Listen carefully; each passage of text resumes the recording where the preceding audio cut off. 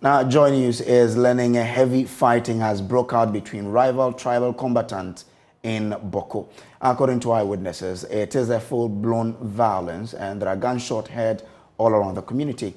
The military personnel, we understand, are struggling to bring the situation under control. There's still more from the security to the shootings and from the security to scare people from shooting so that the situation will escalate. A brother of someone believed to have been shot dead is joining us on the phone now with more details. Now, good afternoon and thanks for joining us. What exactly has been happening in your community?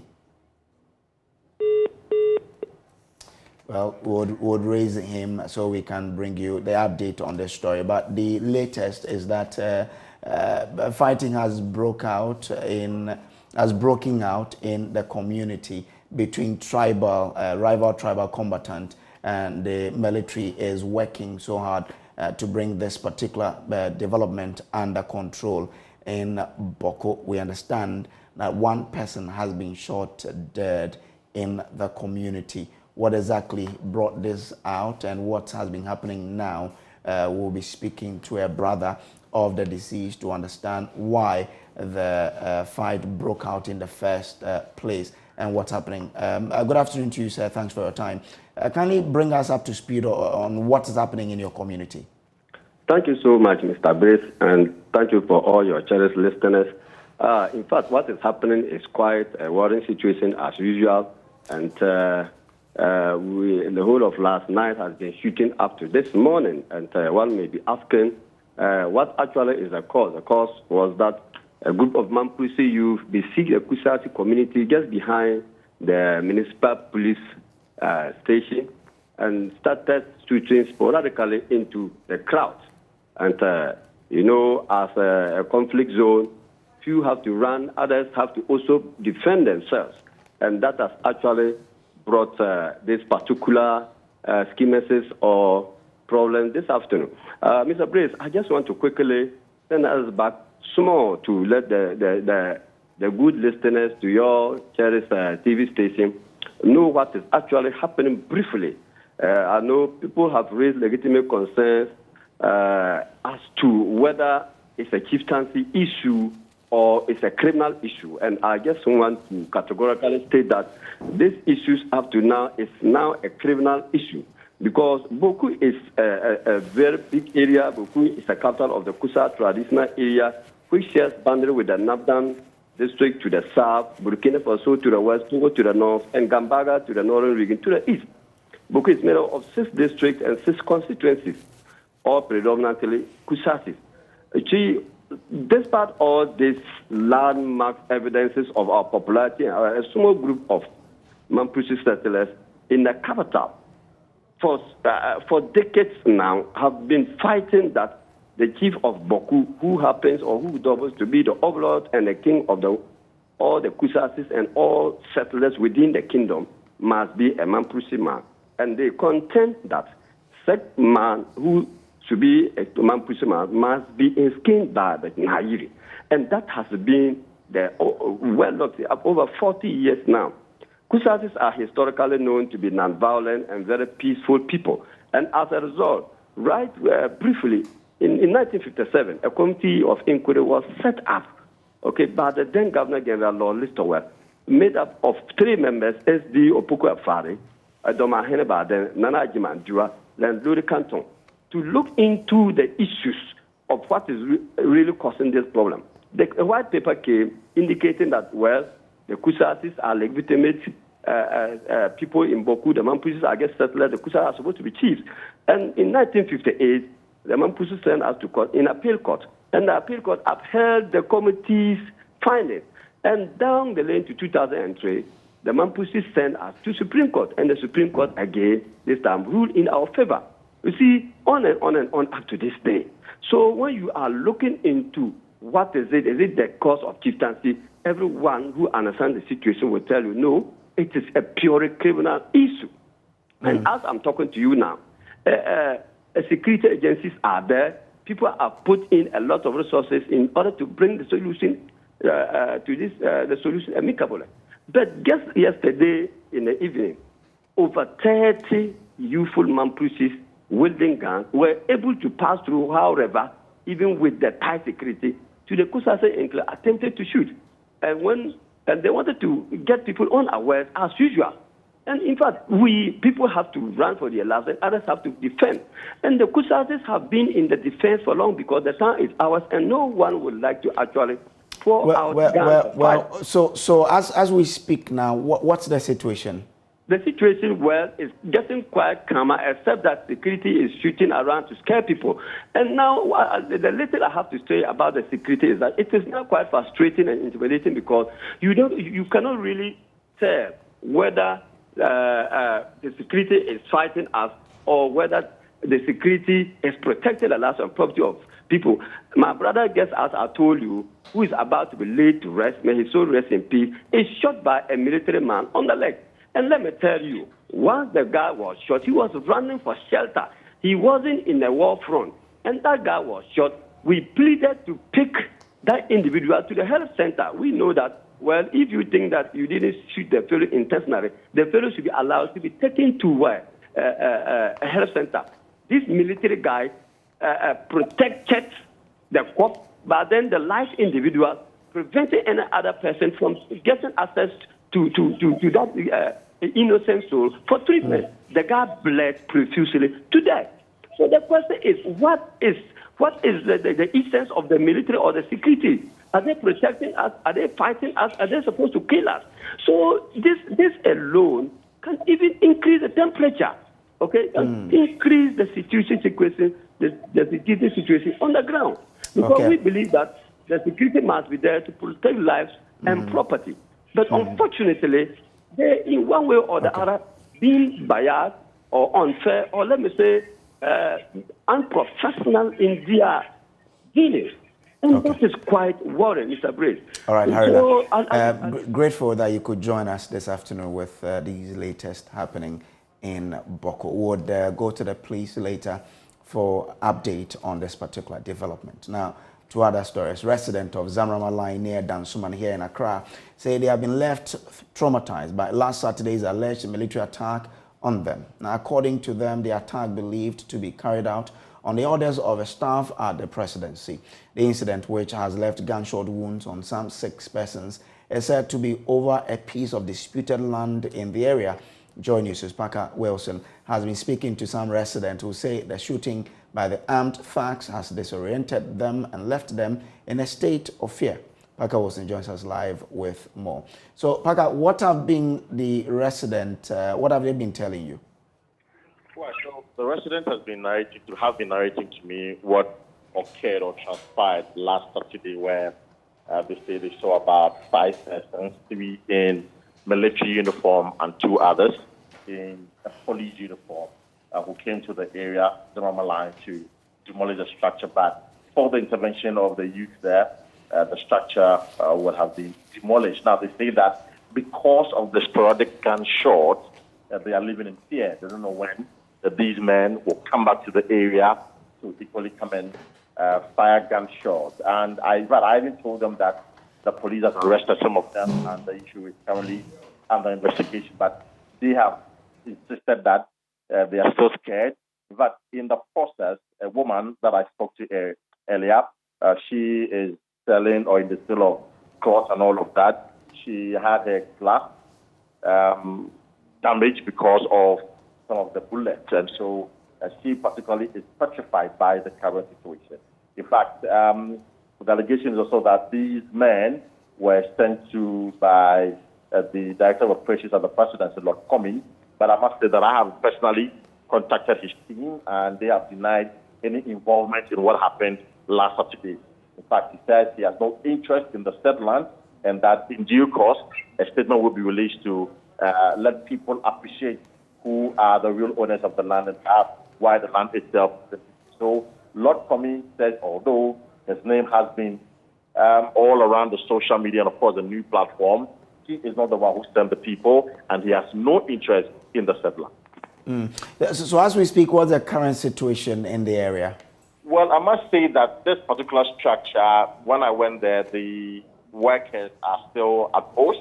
They are working, continuing with the construction of the project. And the place is now calm. Life has returned to normalcy, just that the residents there, one way or the other, looking over their shoulders because they don't know when armed men, said to be military person, will storm the area again to engage in some kind of shootout with the residents of the area. So I can confirm to you that everything is fine, that there's peace there, there's calm, but then they are living in fear, not knowing what will happen the next minute. Have we heard from the security agencies on who ordered these people to be in the community? Well, the police is currently investigating the matter. We are told that the 3 men who are in military uniform, only one out of the 3 is actually a proper military man. The 2 were not military men, but in military uniform. They are yet to establish where they got the military uniform and all of that. So for now, they don't know who deployed them to go demolish the structure. But what they know is that the 2 they are impersonated. And so they are investigating the matter. And then probably by the end of the week, we'll get to know who ordered them to engage in such a demolition exercise and perhaps how they even got the military uniform. All right, now let's still stay on security matters because the Ghana Police Service says it has deployed more men to monitor areas that could be a target for terrorist attacks. Religious organizations are also to be sensitized about the need to train security wardens and track members. These moves come in the wake of terrorist attacks in West Africa, the most recent being an attack in Nigeria that left at least 50 members of a church dead.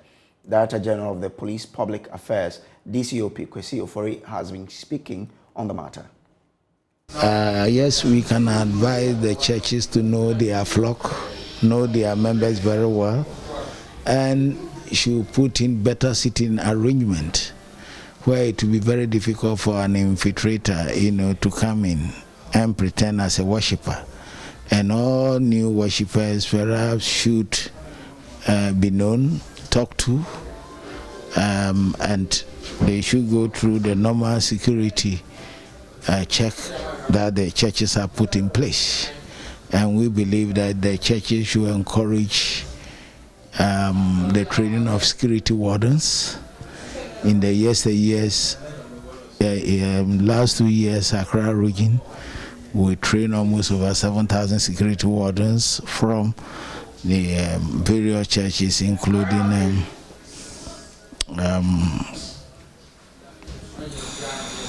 ICGC, several churches in Adenta, Municipality Ebenezer Church, the Catholic, and a whole lot of other church institutions in that area.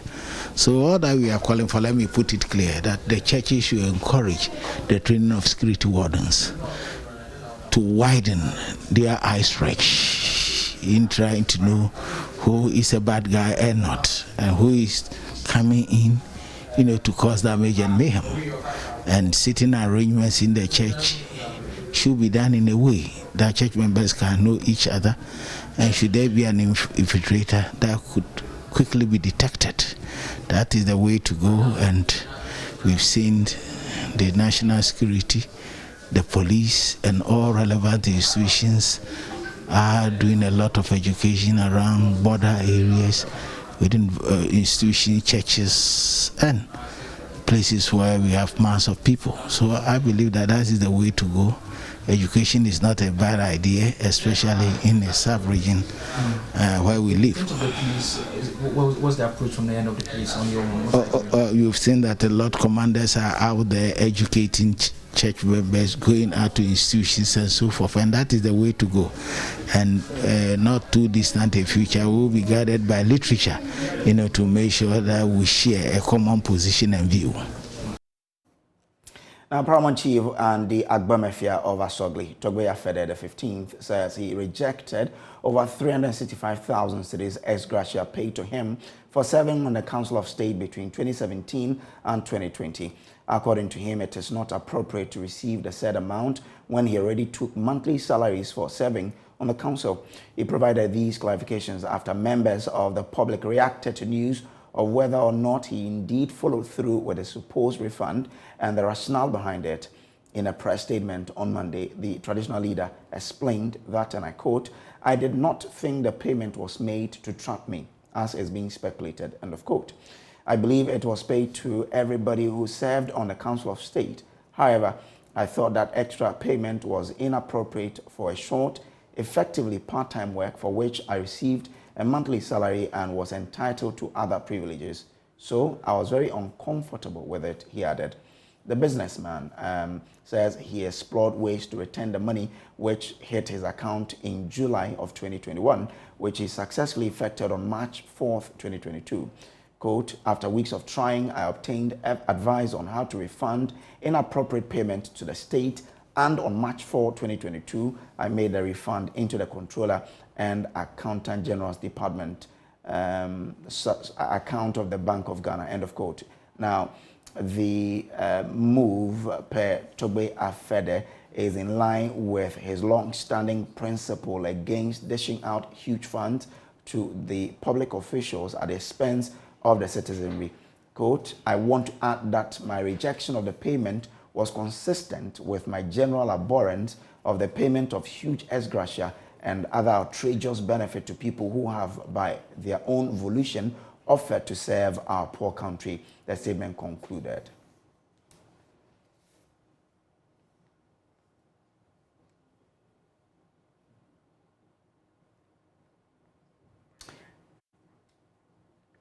Now, the impact of COVID-19 plus the recent inflation hikes have caused public sector workers to demand for an increase in their base salary. This year, government promised a 7% increment in the base pay of public sector workers. Our research desk has been digging extensively into this and have brought us a trend on this now. Watch this. There was a proposed increment, which is around 7%. Something that was to be effected in January. Now, if you look at what's on your screen now, you can see the increment since 2010. You see a rise and fall, but consistently it's been dropping from 2017. So in 2018, it was 11%. In 2019, it was 10%. In 2020, it was maintained. In 2021, the increment was around 4%. And then in 2022, it was 7%. Meanwhile, government statistician Professor Samuel Kobena Enim has been speaking about productivity of public sector workers. He says that the payment of people in the public sector does not commensurate with productivity. Professor Enim, at an inaugural lecture last week, indicated that the average public sector worker's salary does not merit his productivity output. He has since come under heavy attack for his comment. He has been speaking to clarify on the AM show with my colleague Benjamin Akapo on reactions to his lecture. Thank you very much. I would always hesitate in giving a yes or no response to a question like that. And this is exactly what I sought to do in my lecture. And I'm happy you've touched on X number of variables that one should look at if you are thinking about whether somebody merits a pay or not.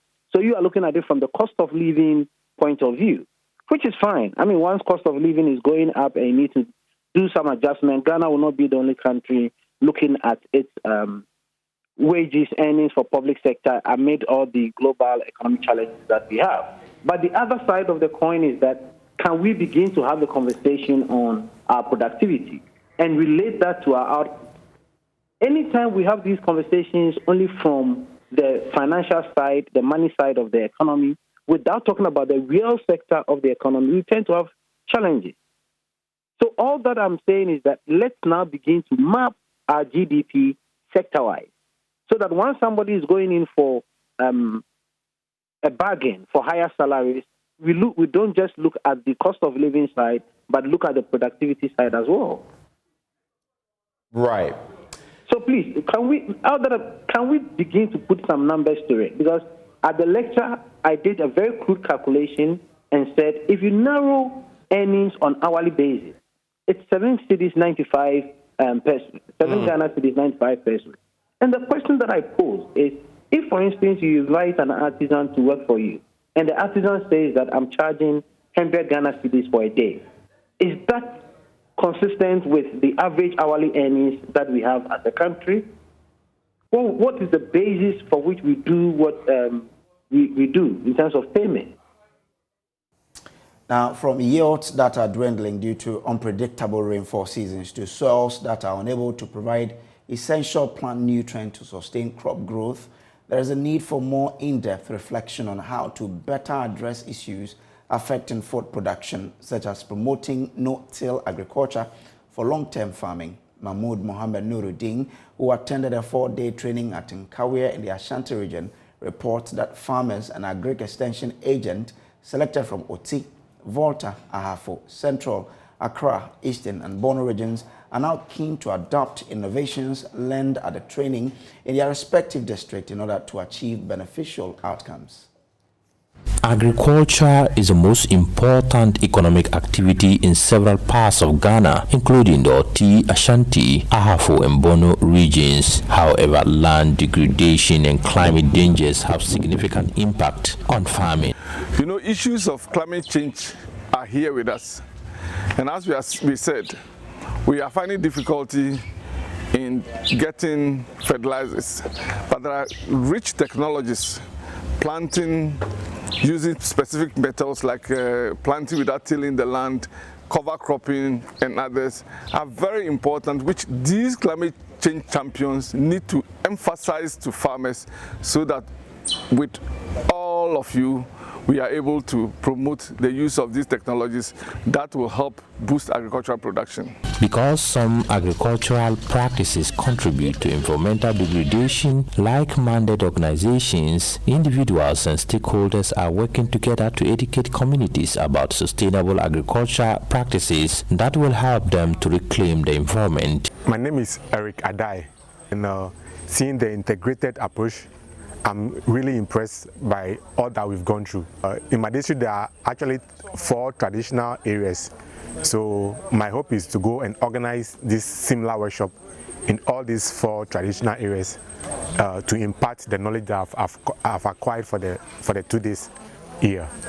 My name is Rose Adiche from Afatato South District, Volta region. I'm very, very much impressed.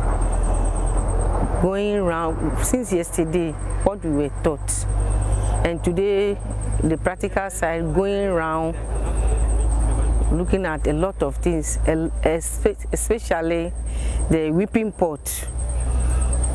And we were shown. The Ghana Agricultural Sector Investment Program, in collaboration with the Center for No-Till Agriculture, is promoting the adoption of climate-smart agriculture measures to mitigate the effects of climate change. I'm Ayuba Jibrila from Ex-gratia Chadumasi, double as the National Bedsheet Farmer for 2019. I've learned the no-tilling system and then agroforest system. That will help me to, it will help me to extend it to the youth that are farming under me. Please, I'm Esther Josewa Samoa from the Department of Food and Agriculture, KJB District in the Oti region of Ghana. And I'm the Management Information Systems Officer as well as the Women in Agricultural Development Officer. As a country, we are facing a lot of challenges as far as climate change is concerned. And then we have learned that there are several methods that we can do to conserve agriculture within the country and in our various districts as well.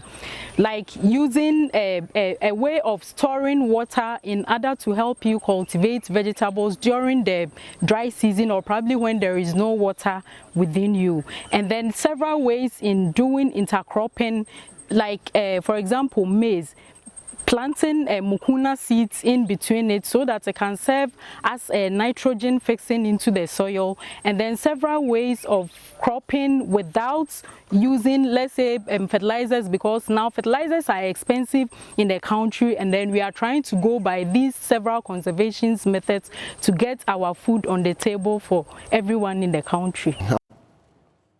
We'll take a quick break now for us to bring you business with a man, the birthday celebrant, Daryl Call. Stay on.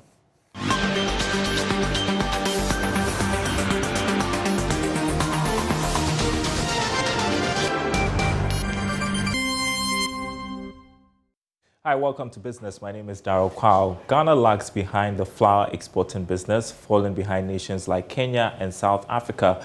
With little attention accorded to the floriculture industry in Ghana, the sector has for some time now been underdeveloped as numerous opportunities remain unexploited. Though labor-intensive, the sector has the potential to employ 190,000 people in a decade. Lab FM's Mona Lisa Frimpong has more. For 16 years, floriculturist Samson Kofi Anab has been cutting, cultivating and nursing flowers. The best site for his plants is along the roads, mainly to attract buyers. But he has a challenge with space to cultivate his flowers. Land accessibility remains daunting. I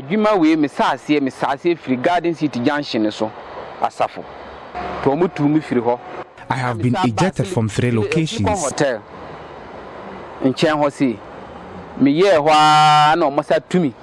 Insecure access to land has moved some floriculturists to farm in wetlands. Elizabeth Boatin nurses her plants near the Oda River at Kwamo. I fetch water from the river to nurse my flowers. The wetlands are, however, being redeveloped for residential purposes. Elizabeth has been driven away by the landowners. I moved when I was told a fuel station will be constructed there. Flower cultivation consumes 20 times more water than any other crop. They are best nursed at waterlogged areas. Both Samson and Elizabeth lack water for irrigation purposes. Manpower. We constructed a well, but it got filled with mud and dried up during the dry season.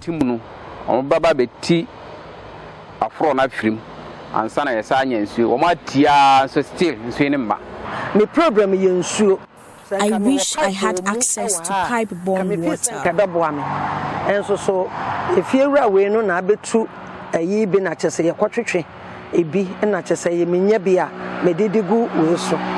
People like Samson spent 14,000 Ghana cedis to construct a water pump, but he is running at a loss. He is affected by inconsistent water supply by the Ghana Water Company Limited.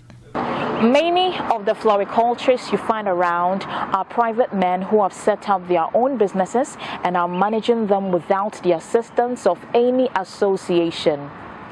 A lot of them spoken to say they wish they had all come under one umbrella to make accessing of certain services easier, but that's not the case. Perhaps if they were to find themselves under one umbrella, most of the challenges they say they have would have been resolved quicker. Mona Lisa Frimpong reporting. Now, Minister for Communications and Digitalization, Eslo Usokufu, has assured that the establishment of science, technology, engineering and mathematics STEM centers for the study of engineering and technology will provide hope for basic schools benefiting from the ongoing Girls in ICT program. The minister has been touring one of the STEM centers in Akodia, a suburb of Goso in the Hafu region, where work is almost complete on one of the centers. Here's more. Government STEM education project is to promote the study of science, technology, engineering, and mathematics across the country. Besides the promotion of science courses, it will also train interested students with digital skills. As part of ICT promotion activities in the Ahafo region, Minister for Communications and Digitalization, Eslo Usokufu, toured one of the centers together with the regional minister, Georgia Abwache. She was excited about the progress of work and assured that students with interest in technology and engineering will not be left behind in the digitalization agenda. Just give them an avenue to progress into this. I'm sure that by the time this is completed, maybe by the end of this year, next year, hopefully, and they start admitting students, they would also have finished their junior high school education and been encouraged to take up STEM education as a career. And so it will be a natural fit for them to apply to this institution gain access to it and continue with what we've introduced to them. So for the sustainability of their progression into ICT careers, this will come in very, very handy. And we must commend the government for the vision of citing these institutions across the country to enable our young girls and boys who are interested in careers for which they need science, technology, education, and mathematics education to come in and benefit from it. The Regional Minister for Ahafo, Georgia Abuachi, gave assurance that the center will be used for the intended purpose. The cardinal objectives of the government is to promote science and technology. As a result, government is building about 10 STEM schools throughout the country. And where we are standing is one of the STEM schools. It is meant to promote science and technology. So apart from science, technology education, this school will not admit our students. It is purely science and technology. And it fits into what we are even doing now, the Girls in ICT program. So it will also be a center for promotion of ICT education. The ultra-modern facility is expected to be completed before the end of the year. And that's our business. Sports is coming up next. Do stay tuned. Let's do sports now on Joy News today. I am Muftau Nabila Abdullah, the Minister of Youth and Sports. Mustafa Youssef says his office will launch an initiative to secure 1 million footballs to be distributed to Ghanaian children. The Member of Parliament for the Yagba Kubari constituency believes the most important tool to help the development of a footballer is the ball itself. The 1 million football project is a project that I've just initiated as part of the World Cup qualification legacy project to ensure that we make football accessible to the young ones across the country, the various communities in Ghana. The whole idea is that we get corporate Ghana or corporate world, whether global or Ghana here, and also philanthropists, individual like you, Nabila, to donate footballs to the ministry so that we will go to the various communities to donate those footballs to the various children in the various communities in Ghana. Because you and I know that the most important item when it comes to football is the football itself. And children find it very difficult in accessing the football. So the whole concept is that once we're able to raise, we will be raising, as and when we are able to raise, we donate these footballs to schools, we donate to communities, we donate so that children will have access to football, so that they can learn the football skill, all in effort to ensure that we get them to have the various skills that we have. The one constituency, one AstroTurf, you can see the AstroTurfs are now springing up. Even private individuals are developing AstroTurf. If you have all these AstroTurf without having the football, how do you play the ball? That's a question. How do you play the ball? Yeah. It's not just enough for you to build an AstroTurf without the most important item, which is the football. Yeah. Because we know others have played football even on the surface, the hard surface, and yet they've gone places like Mike Leeson, Abedi Pele and co, Sule Muntari and co. But luckily for us, the young one now, they have a very good pitch. They have AstroTurf. But accessibility to the ball is a problem. So we want to ensure that now we have qualified for World Cup, let's leverage on it as part of the legacy project. People should donate football to communities. Corporate Ghana, corporate world should donate football. We have clubs outside Ghana where Ghanaian players have played before. Yeah. This is a time for them to give back to the various communities where their legends have played. They should come back and also support, donate footballs, do sports infrastructure for the various communities so that we can develop the talents that God has given to this great nation. To boxing now, former WBO super bantamweight champion Isaac Dogbe has revealed he did not get into boxing to make money. According to him, his focus has always been to inspire others to believe in their abilities. First and foremost, I thank God for this opportunity and many opportunities that have come my way. I've always said that God has been very, very instrumental in my life, and I mean that in every detail. I've always believed in a Ghanaian brand or the African brand, because it is one thing, you know, we're using our resources for ourselves, you know, and putting it out there for the world, projecting it to the world. And, you know, it's always been something that's closer to my heart. From the first beginning, when we first came here, it wasn't about the money. It was that we wanted to inspire people, wanted to bring them closer, wanted to let them know that, look, regardless of whatever it is, you can still make it, or you just have to be focused, you know, because if God don't make it happen, nothing will happen, nothing will move anyway. But, I mean, so having niche cocoa industries on board is a game changer.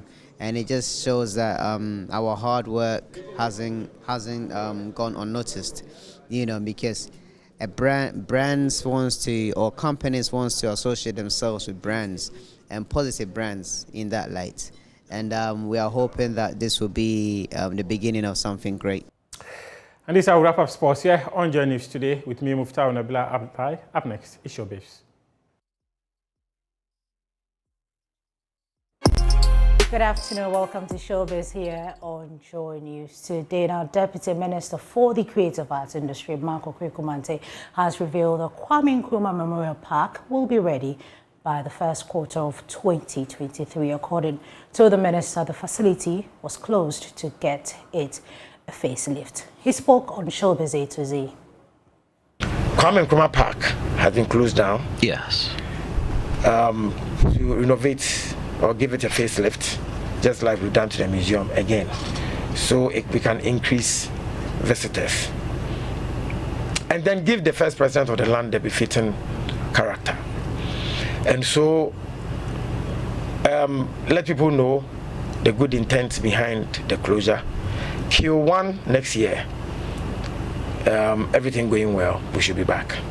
Okay, so the Kwame Nkrumah Memorial Park is going to open in Q1 2023. Yes. Okay, all right. And we are looking at not making, repeating what we've seen over the years. What about making the museum a hub for maybe restaurant, recreational,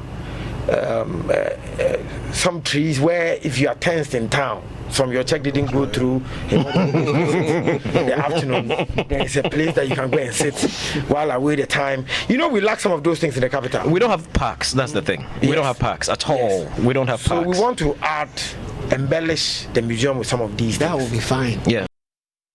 On that note, we end Showbiz here on Joy News today. For more Showbiz news, log on to myjoyonline.com/entertainment. That's where you find all the Showbiz news. Brace, good afternoon to you. Yeah, good afternoon. Yeah, good to see you too, Becky. Bex, I miss you. Me too. I miss you too. Good to have you back, you know. Yeah. But we'll have our conversations later on.